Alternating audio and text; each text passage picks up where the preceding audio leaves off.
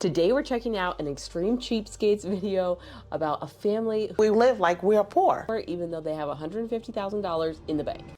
In terms of how much I've saved on keeping things the way they are and necessities only, I have saved upwards of $45,000. We live like we're poor. But I know Terrence has money. I have 16 accounts.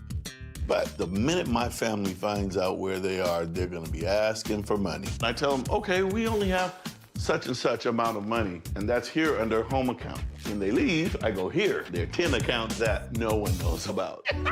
So it's actually clever to have two accounts or two things that you look at, because if you look at all the money you have every single day, you're gonna feel wealthy, and you don't wanna feel wealthy because it really could lead to a lot of overspending. So you do have that everyday budget where you're like, okay, we have that $5,000 to spend each month and we get to allocate that, how that goes. But because we're not looking at them every day, we don't feel like we have all this money to blow, because we don't. That's earmarked for something else that we're saving for retirement. I do think everyone should be in on it though. So if your wife's asking how much money you have, then that should be a whole picture sort of thing and not just like the one little bit that you're willing to show her. Because money is best played as a team sport. In my credit union account, there's $21,000.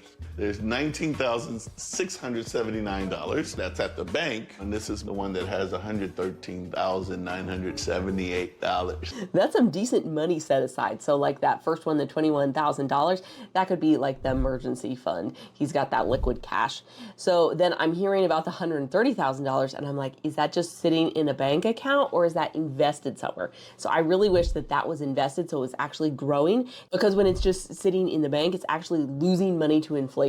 Because if it's at like any normal bank, you're getting less than 1% in interest, but inflation is like 3-4% a year, which means your money is actually losing its purchasing power by just sitting in the bank, and that's why you have to invest it. So that's the only thing I would change about his secret plan.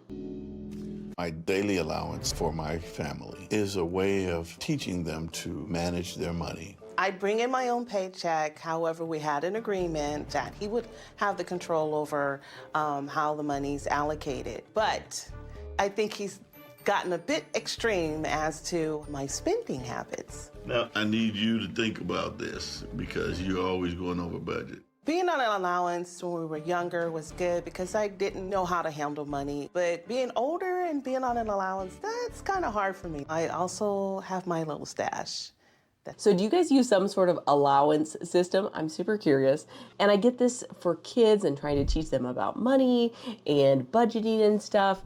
But when you're a grown up and you're the wife, like this feels very interesting. I would not really go for that, even though I do understand that, we don't want to just be wildly spending, of course. And maybe when they were first married, this was part of his method to rein back the out of control spending.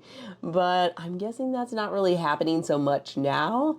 And I'm also wondering, is it just for her and her expenses, or is she expected to cover like household things with that money? Because it's not unusual for women to be doing the buying of the toilet paper and the dish soap and stuff and the groceries.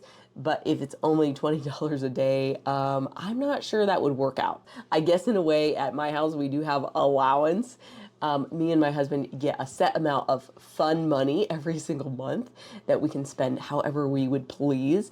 And then when it's gone, and you just have to stop spending money. So in a way, it's kind of like that, only he's doling it out every single day. And I do think it is important to have that money that you can spend without anyone asking you any questions. But I don't like the idea of calling it allowance. Little stash that he doesn't know about.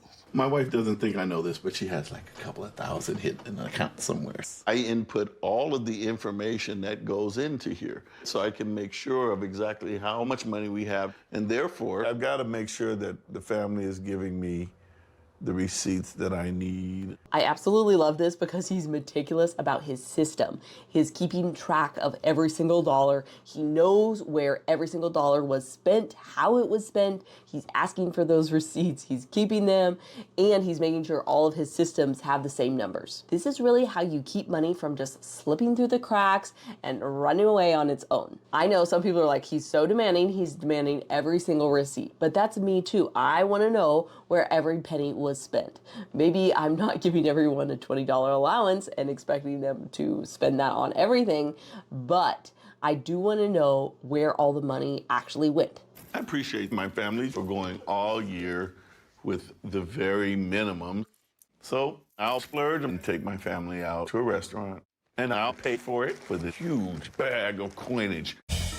It's supposed to be just a wonderful experience. Oh, you know, McDonald's is an option. No, it's not. We all look forward to it. Hello. Hello. Hey. How are you? I'm doing just fine. Hi. Welcome. How you Kinda doing? I thought it was quite amazing that my aunt and So I love the idea of making eating out a special experience, a special once in a while experience. Maybe you go somewhere a little bit more expensive than McDonald's. Maybe you have saved up some special money to do that. You could use your coins, but you could first go to the Coinstar and get them deposited and then use the money from there so you don't have to bring a bag of coins.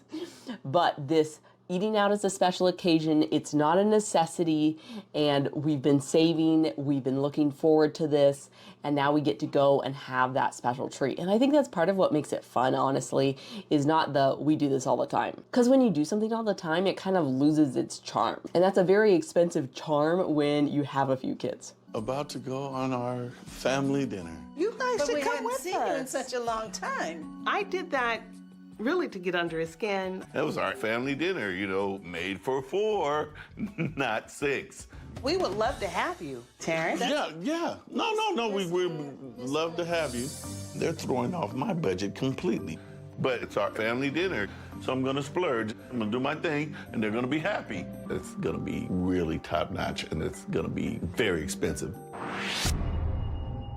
You can imagine the dismay on everyone's face when he pulls up to a Chinese buffet. I couldn't believe it. There used to be this Chinese buffet that was 2 minutes down the road from my house, and I think we went a couple times. I always thought it was kind of cool because there's so many different options.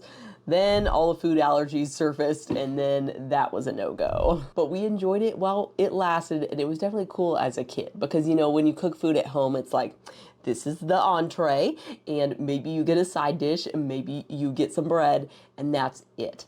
But when you go to a buffet, you can choose all these different cool things. I couldn't believe it. What about one time eating something that we want to eat that's really nice? Yeah, you're gonna have whatever you want. A buffet? You're gonna like the food here. You guys don't seem very hungry. You want to sit and talk for a while. Oh, so no, I we're can just do that. upset. We want to leave. That's what we want to do. You're not upset. It's that anticipation. All year they've been waiting for this special experience, and then it turns out to not be as special as they're thinking, and then that really rocks their boat. Even though I saw those $20 being passed out earlier, you could probably save those $20, save up, get $40 in a couple days, and then take yourself out. My family is showing a distinct lack of appreciation. All right, I'm gonna go, and I'm gonna make sure that everybody's happy. All right, folks. There you go. What is that? That's our food. He grabbed 3 plates, thinking he was going to pay for 3 people. But there were 6 of us. You really paid for 3 That's plates? delicious. I know. Can you even do that at a buffet? I thought you paid for how many people walked in. So just by the fact that there were 6 people, there were 6 grown-ups, then that's what you get. But maybe it's a buy the plate thing. You're sharing an entree. Can you share an entree at a buffet? I mean, in a way, I kind of do this when we go out with my kids. We buy 1 entree for the 2 little boys, and then we split it on 2 plates because they're huge. But this is kind of a little bit different because all these people are full-size people that need to eat full-size amount of calories. Oh, I got your You favorites. only paid for 3 plates? If I have more than this number of plates, then I have to pay for more people. That's a lot of food. I thought he paid for each of us to eat. For us to share, that was unacceptable. I was so mortified that he would even suggest it. We went and got our own plate, but I expect you to pay for it. That's it.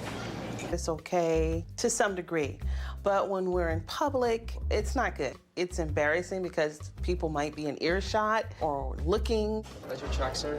Oh no! And I see those other people actually looking over, and I'm sure that's for the drama of the show and the cameraman's like pointing to them. But yeah, when you're out in public, being cheap is kind of a whole nother thing. But at the same time, you kind of wish this was all hashed out at home before you got out in public, and then your parents are like bickering about who's gonna pay for the $13 dinner. $92.28. That's literally all my change. That's kind of an impressive amount of change to save in just 1 year. The less we use cash and more we're using our credit card, the less change we have. There is no change sitting around. We like have to dig it up for, all those math problems that involve change. And he picked this restaurant because he was trying to save a bunch of money, but he's still looking at $15 a person plus tips, so probably about $20 a person. And you can go to a nicer place and order a burger for about $20. So I'm not sure that this money-saving move was actually very efficient. He is going to pay $92 with quarters, nickels, and dimes. I've been saving for this all year. When Terrence walked in with this huge bag of coins, I wanted to hide under the table. I just thought that was the most embarrassing moment in my life. I just can't imagine. The waiter's face is priceless. Now, if I were her, well, we would have talked about the coins in advance, and maybe we would have put them in the machine and then gotten cash that way and used the money from the coins that way. Or, it's not too late to pull out your credit card now. They could still pay for the meal with a card or with cash that they have, and then have a dime rolling party at home and take it to the bank so they don't have to pay any fees. They don't have to make a big scene at the restaurant. That's not absolutely necessary to save money. I'm starting to count out all my change, doing my thing. My wife is standing there and she's like, I don't believe this. 92.10. We just couldn't believe that he was really counting those pennies, and I couldn't believe that he was actually going through with it. Now my question is, does he pay with change every single year, or did they play this up for the cameras to make it slightly more dramatic? What I do really appreciate about this is the meticulous budgeting. He's got his spreadsheet and he knows where every single last dollar went.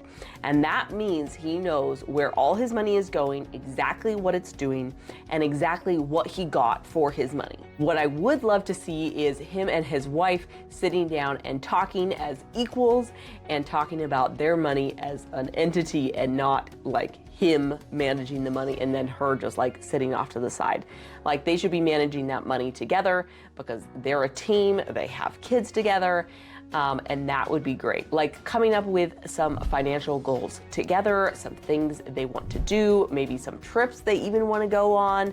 I mean, what's the point of saving so much money, being so frugal, when you don't have an end goal in mind and you don't get to actually do the things that you want to do? The other thing, if they were my client, that I would be saying is that you need to start investing. They have all that money just sitting in the bank, not growing. They could put it in something super simple like the S&P 500. I know, I'm always saying that, but it's always true. And then they could see a lot of growth from that, and then their money wouldn't be so stagnant. If you're looking for more content like this, be sure to subscribe and also check out my members only page for extra perks. Hope to see you in the next one. Bye for now.